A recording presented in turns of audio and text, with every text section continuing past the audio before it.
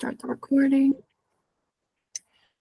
All right, well, hello everyone and welcome to Leaning Green Michigan's Pace of the New Year webinar. My name is Megan Ross. I'm the Business and Communications Associate here at Leaning Green Michigan.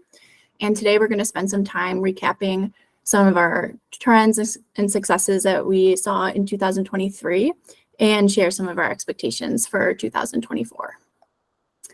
So as many of you know, PACE was established in Michigan by the Property Assessed Clean Energy Act in 2010, and it was amended in 2024, we'll get to later on in the webinar.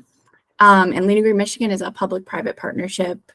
We launched in 2012, and we currently serve 58 counties, cities, and townships in Michigan, and that comprises over 75% of Michiganders. And with that, I'll hand it over to Todd Williams, who is the President and General Counsel here at Leaning Green Michigan. Thank you, Megan. We're really excited. 2023 was a fun year. We got a lot accomplished. And one of the major pieces being legislation, which we'll touch on a little bit later. But it was a surprisingly good year for us with PACE projects, despite a lot of headwind that we saw early on. We actually did not see a project close in Q1 of last year. Any number of factors that hit individual projects, from market volatility around the interest rates to just volatility and issues with individual projects.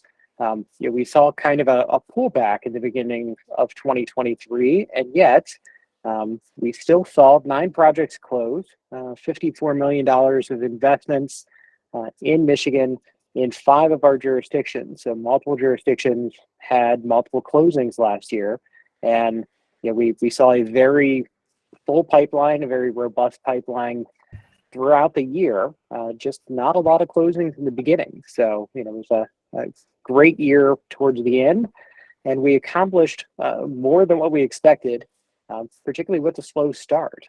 So next slide, Megan. So with 2023 on board, we're now up to 75 projects financed since 2015 in Michigan, $263 million of investment. Extremely proud of the impact that we're able to have in Michigan and in our member jurisdictions. One interesting thing that we noticed last year is Wayne County by itself, our most popular jurisdiction for projects financed. Based off of the data available on PACE Nation's website, they would have been the 19th busiest PACE jurisdiction in the country by amount financed, just on their own within Wayne County, and they've been extremely supportive of PACE. We held a press conference with them in December, and they are really on board with looking for and bringing new PACE projects to the bear. So we're excited to continue on. I do have a personal goal for 2024 that $263 million is just awfully close to $300 million. So I've got a hope that we're going to break that $300 million mark. Projects seem to be coming in a little larger in size, and so we're hopeful that we'll be able to hit that soon. Next slide, Megan. So here are the trends that we saw last year in the projects that we did close and finance. Hospitality, multifamily, and senior living, by far the most popular of all of our asset classes, not only in the projects that closed, but in the projects that were new into the pipeline. Still continue to see a trend of more new construction than pure retrofit projects.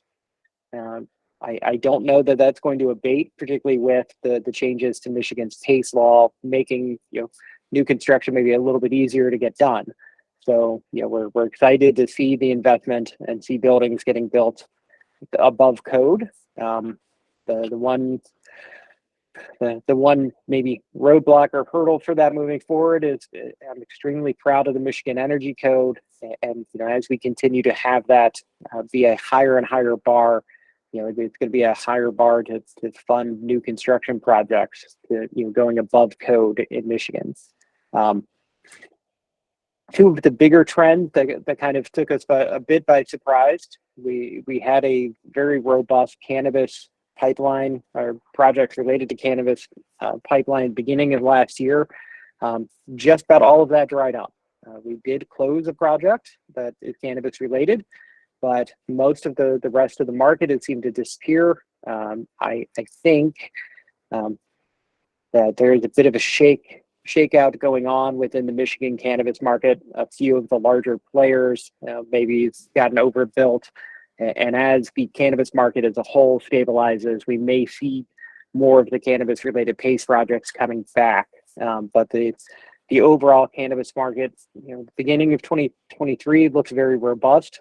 By the end of 2023, I was kind of surprised we got the one project closed. So interest rates, and particularly interest rate volatility and seemingly ever increasing interest rates, were a very large factor for a number of projects. We've actually had a project that we anticipate will close in 2024 pause close to the closing table because of the interest rate that they were receiving at the time. So we do hope that the volatility in the interest rates markets will slow down a little bit, or at least stabilize. But in 2023, it definitely was a trend we saw with rates going up. We saw the number of projects pencil get to be a little tougher. So next slide. So we did expand last year. PACE, we had 5 new jurisdictions across the state join us. We're constantly on the lookout for new jurisdictions that want to deal with PACE. I will say most of these were brought on board because of a potential projects within their jurisdiction. I think the city of Mount Pleasant, where we actually had an intern working for them, reach out to us, expressing an interest to learn more about PACE and ultimately bringing PACE to the city, and had left the position by the time that the city had joined us. But it was great to have it kind of come the other way of them realizing it was a wonderful tool and looking to implement it to bring the PACE as an option for their property owners. Next slide. We did have, of our 9 projects, 2 of them were funded by lenders who have not previously funded a project in Michigan. And so we're super excited to get a project from Capital Green Finance and a project financed by Bayview PACE.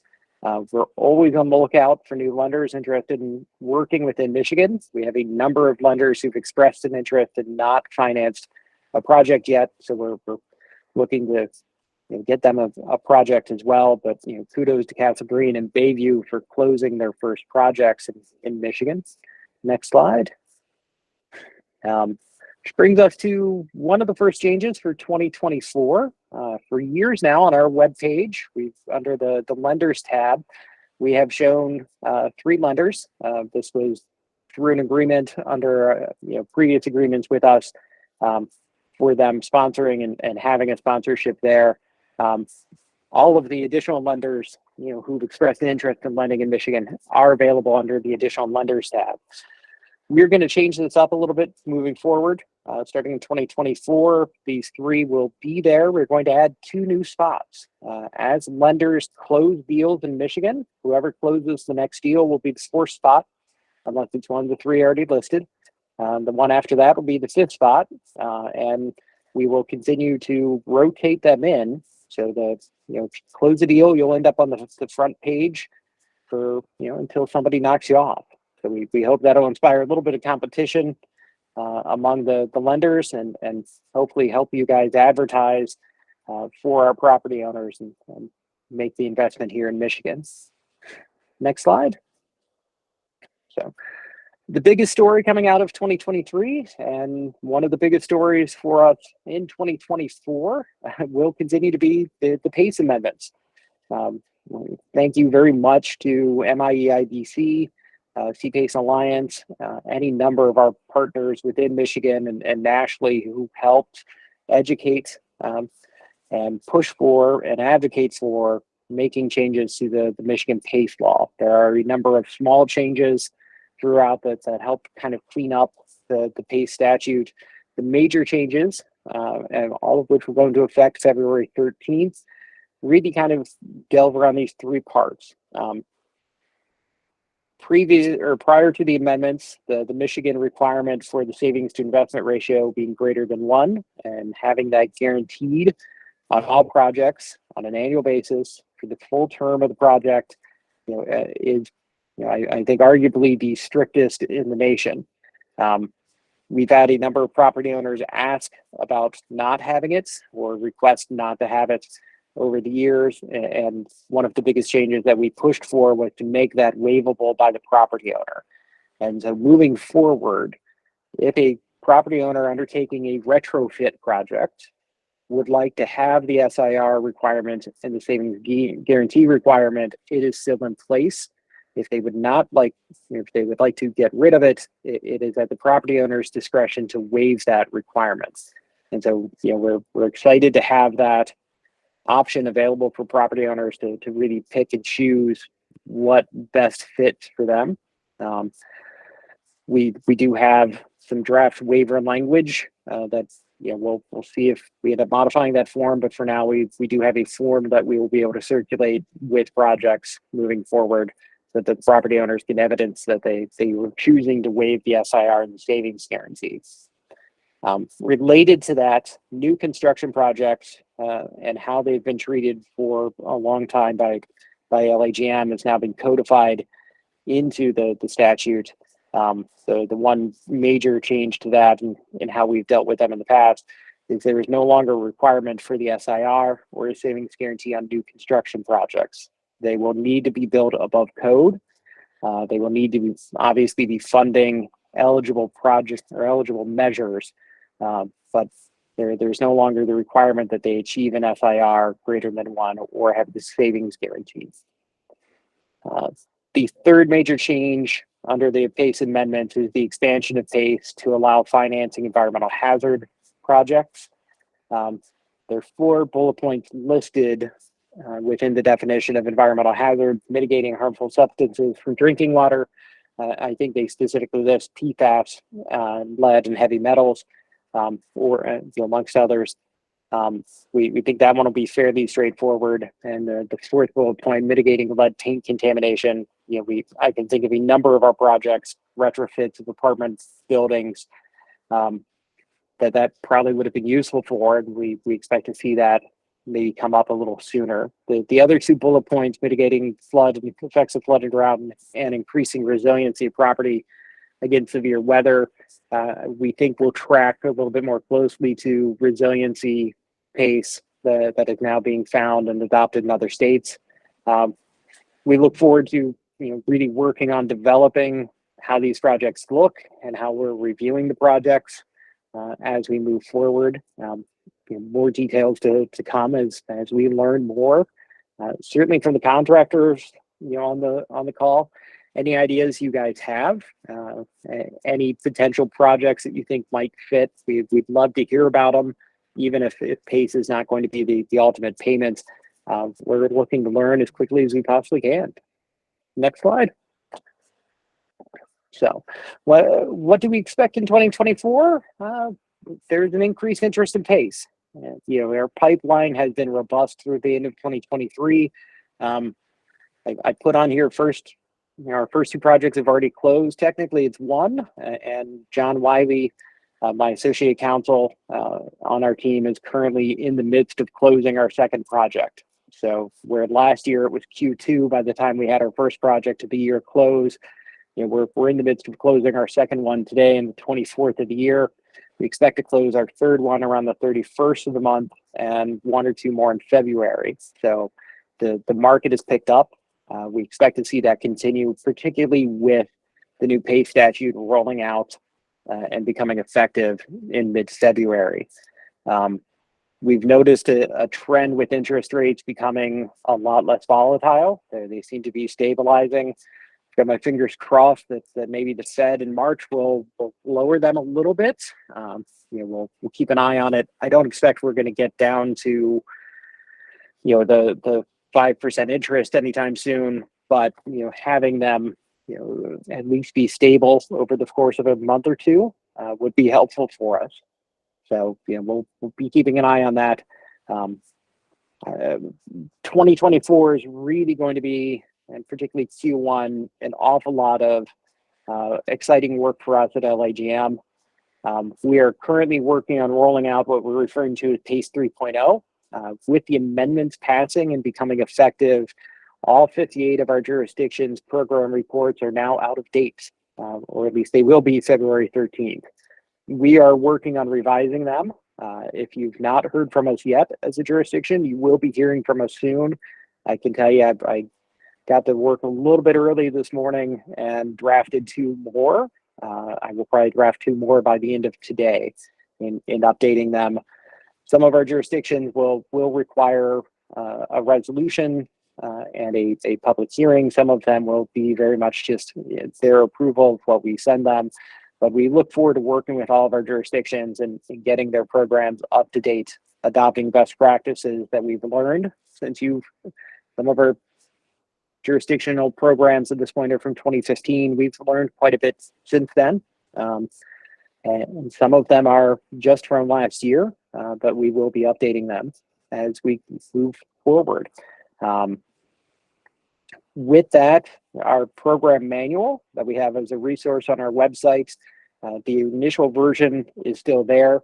We have draft language to incorporate most of the PACE amendments at this point. We're working on finalizing that. It's actually going to get a fancier layout for us and make it a little bit more useful for all of our partners. That will be published and on our website very soon. Biggest project that Megan and Mary have been working on. For years, we've had contractor training videos available online. They're a little bit out of date. They're a little bit rough. We filmed them on our laptops. And if you watch them, you will see Bali Kumar, who's not been with us for a while, or Christian Koch, who's not been with us. Additionally, they were squarely aimed at our contractors, but we think that it's a good version and a good medium to be able to educate about PACE. And so we are actually replacing our 3 contractor training videos with a number of shorter, more informative modules, video modules that will be available hopefully by the end of Q1 or middle of Q2. Look for those to come out. We're trying to make it accessible and easy for not only our contractors, but our jurisdictions and our lenders in looking to learn about PACE in Michigan. And so we're working very diligently on that. And I owe a lot of thanks to Mary and Megan for spearheading that project for us. So as always, we're excited to get out and talk about PACE, particularly with the rollout of the amendments in PACE 3.0. Anytime we can come and talk to your jurisdictions, to property owners, to lenders, or any organization, we're available. Please reach out. We want to come and talk to you about PACE as often as we possibly can. So next slide. That's the end of what our presentation is. We tried to leave a few minutes here at the end for some questions in case anybody had any that popped up. Ty said, can you share what interest rates were closed on your recent projects? John, are you on? He might be at lunch. Yeah, I think he might be out. I believe, I do not know the one closing today. I believe the first one that closed this year was 8.25.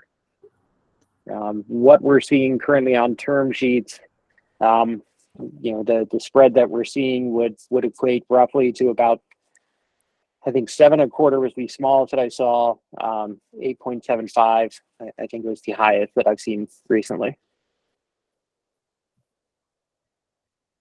You're welcome. Anybody else has a question, you can come off of mute or type it into the chat.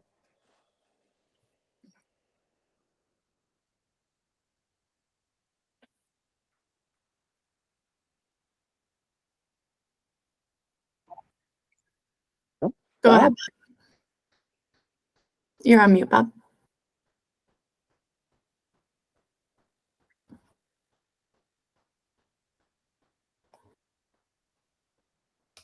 Sorry about that.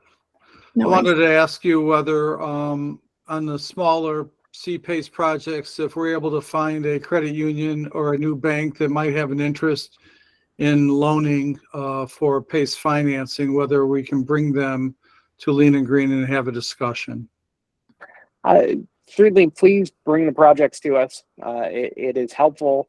What Bob is referring to, we did have a trend notice a trend among a lot of the national PACE funders where the minimum project size that they're willing to look at is kind of creeped up to typically about $1 million or more. We spent a good amount of time last year, and we will continue to this year, engaging with Michigan credit unions and Michigan state banks to see if they would be interested in becoming PACE lenders, particularly with an eye towards the projects that are sub $1 million, particularly especially any of the projects 250,000 and below, which is a soft spot for me. I love those projects. Bob, bring them in. We've had good conversations with a number of local credit unions. We've had 4 that expressed interest over the past year. I think trying to find them a good project to get started with will only help. Outside of that, we do have some other resources that we've identified to try and help match those property owners up with additional projects. And Todd? Yeah. Mm-hmm. Just a follow-up, wanted to ask you whether the terms, especially the interest rate and prepayment penalty, in your mind might be different versus the larger projects, or is it too early to really know how those might look? Thank you.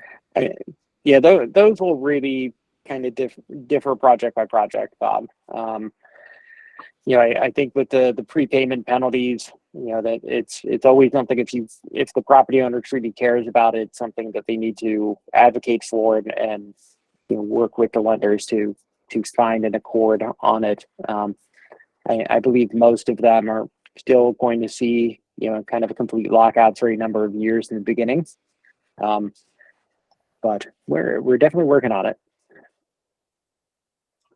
Ty, I saw you had your hand raised. You can come off mute and ask your question. Yeah, I'll come off mute for this one. We're investigating a new technology. It's most similar, I guess, to a biodigester project, but another wastewater to energy technology called hydrothermal carbonization. Is there a process to introduce something that's probably not on your list of previous projects or what you're familiar to? Is there a way to kind of get an initial review from your team about whether or not it would qualify? Yeah, feel free to reach out to us. We'll happily take a meeting. I know we talked with 2 or 3 people last year with technology we had not heard of. I'm a sucker for those. I love hearing about new things. The nice thing with the Michigan PACE statute is it is written a little broader than a number of other states, and so items that or technologies that will reduce utility cost a lot of times are eligible. It is not a we don't have to go change the statute to get new technology listed. What's there is meant to be kind of a guidepost for us. So certainly, if you've got new tech, I want to learn about it and see if we can't help. Okay, thank you. Sonia, go ahead. So you had your hand raised.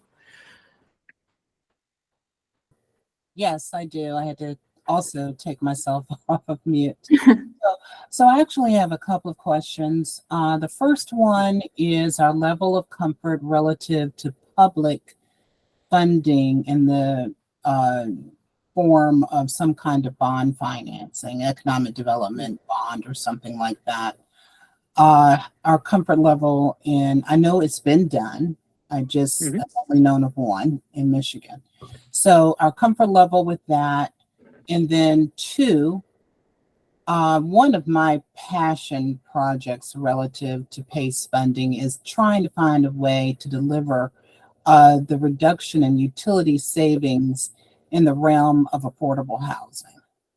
And I know this is just a thought, a little seed I'm planting, Todd, that maybe down the road we can get some kind of amendments to the legislation that will reduce some of the parameters or provide some kind of incentives that will help, PACE funding to be applicable to affordable housing projects. Mm-hmm. Well, good news on that point, Sonia. We've already achieved getting an opinion letter from the Attorney General's office. We've actually submitted an application of materials into HUD to try to get LAGM's PACE model approved by HUD. I'm not sure how much longer that process is going to take. I think anybody who's dealt with HUD in the past knows that that can be both a extremely quick and or extremely slow process. But we are working with them diligently. We've engaged with the national office and with the office here in Detroit, and so hopefully we will be an approved program similar to Texas PACE coming up this year. So kind of the ball's in their court right now, but we are definitely working on it. Any of the affordable housing where it's multifamily, 4 units or above, would potentially qualify for PACE. The trick is trying to find the financing and the people willing to take on those projects. And so we're hopeful getting HUD approval will open that market up a little bit better. As far as bond financing, we've actually closed 2 projects with bond financing in Michigan. My background doing projects in Ohio, I've got a background of doing about 70 or 75 projects down there through 5 or 6 different bond cycles. So I'm very comfortable with it. We can definitely explore it. Sometimes the issue is purely finding an entity that is willing to lend with the bond. So, but very happy to explore it. Been a lot of fun in a while since I've had a conference room table full of all the necessary bond documents. Mm-hmm. Yes, yes, indeed. Well, I'm very excited with what you just said, Todd, and I look forward to future conversations on this subject matter. Great. Eric asked, how can I tell if a project is qualified for PACE funding? You can go to our website, leaninggreenmichigan.com. We have a eligibility form, and it'll direct it right to me, and then I'll give you a call, and we can talk about your project and see if PACE will be an option for you. But I'd start with our website and fill out the form there. And I can tell you, for everybody, please feel free to use that form. Please feel free to reach out to us. We want to be here to help get you through the process as quickly as possible, whether it's to a yes or to a no. Our biggest goal is not to have you spend time or a ton of money and only end up with a no at the end of the table. So, we're here and more than happy to learn about potential projects to help steer you through the process.